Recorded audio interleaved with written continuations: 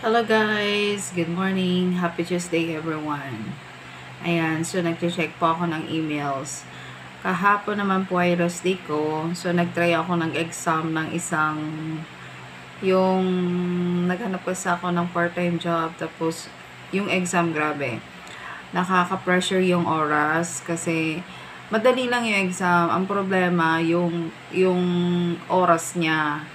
Kumbaga, ang bilis, kada isang test, bibigyan ka ng 10 minutes sa 1 to 10 na questions. So, hindi ka familiar kasi nga ang haba-haba ng tanong tapos 10 minutes lang ibibigay sa'yo. Nakaka-pressure yung oras. Kumbaga, first time ko mag-take ng exam yung pressure mo halos parang yung isip mo parang natitense ka, nagmamadali ka. So, yun. Natawa ako kasi parang ako nagte-take ng exam na nag-a-apply ng trabaho sa gobyerno. Alam mo yun? Yung magte-take ka ng civil service na may oras siya. Diyos ko, kaloka. Hindi ako prepare ng mga panahon na yun kahapon. So, nag-try lang naman ako. Ano siya? Sa test Gorilla siya. Ayan. Tapos, ang problema, nasagot ko na siya, lahat-lahat. Pagdating doon sa typing speed test, nagkaloko-loko na. Hindi ko siya na-type ng maayos. 60 kasi kailangan 60 na speed test yung dapat yung score. Maabot ka dapat ng 60. Tapos, hindi siya pwedeng i-post, hindi siya pwedeng i-stop. Hindi rin siya pwedeng i-next. Wala ka dapat i-skip doon. So, wala akong choice. In-screenshot ko na lang siya, tapos sinend ko sa employer. Ayun. So, pagdating naman sa huling questions, yan naman, yung interview naman about sa'yo. Yung guys. Nag-try ako, nag-test sa test Gorilla. Natawa talaga ako. Hindi ko makakalimutan yun.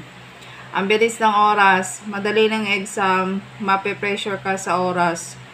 Kung 1 to 10 yung test mo, bibigyan ka ng 5 minutes na matatapos. Pag hindi mo natapos yun, magkukusang magne-next yun. So, good luck na lang sa akin kung pasado ako doon o hindi, diba? 75% ang passing grade. So, kailan maka 75 ka. Taas pa ng hinihingi.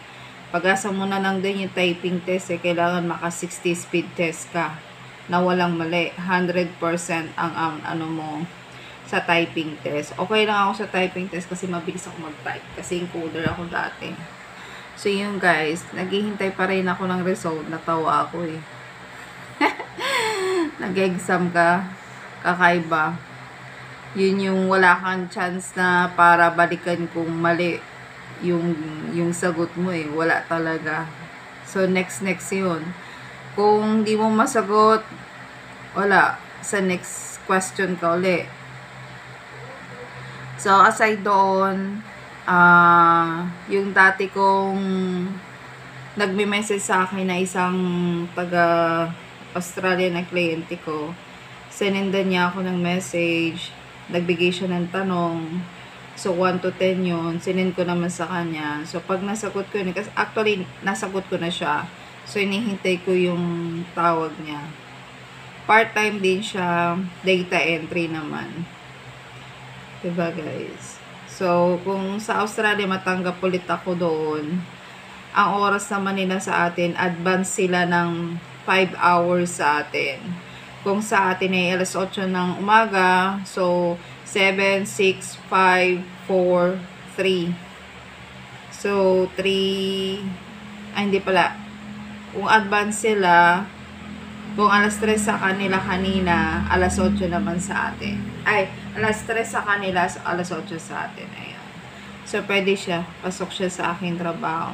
Kung mag-out ako ng 10:50 sa work, sa kanila nun, mga alas 3, alas 4. Ganun siya. So, multitask siya. Kailangan ko pa ng isang laptop na katabi ko pag nag-work ako siguro. Ayun, guys. Tingnan ko na ng result, yung dalawa kong in-applyan. Meron naman isa sa Upwork naman, kay Storm, sa Netherlands naman siya. In-accept ko na yung offer. Yung sagot na lang niyang hinihintay ko kung kailan ako magsisimula. Happy Tuesday everyone. Bye-bye.